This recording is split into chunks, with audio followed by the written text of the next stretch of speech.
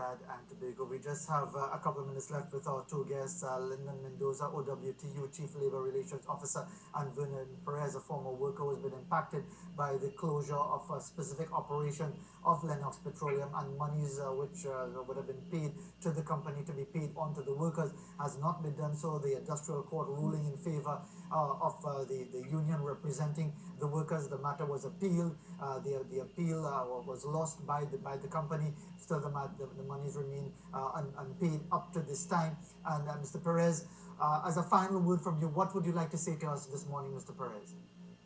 Well, I would like to send a message to Mr. Wayne Prasad and his sisters that 3 Christmases ago, his mother, before she passed, said as soon as she received that money, she was going to pay the workers.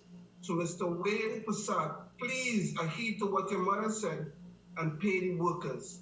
Okay, I just want to clarify, Mr. Perez, for the purposes of broadcasting this particular information.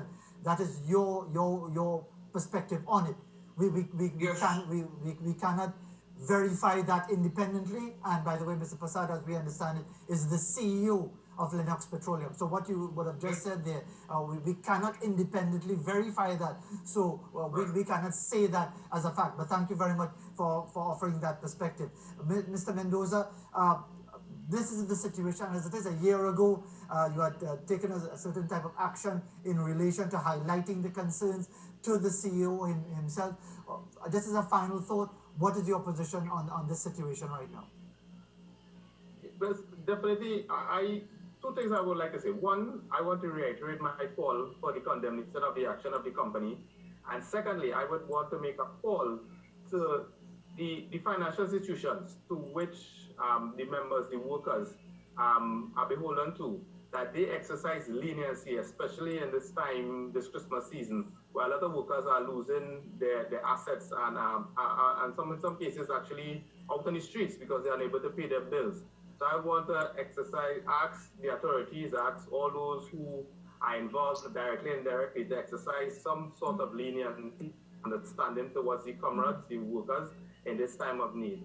That's what I would want to be my parting words. And just as a final point of clarification, you said that the union is likely to go back to the courts on February to try to expedite this, to at least have this matter enforced. Is that correct?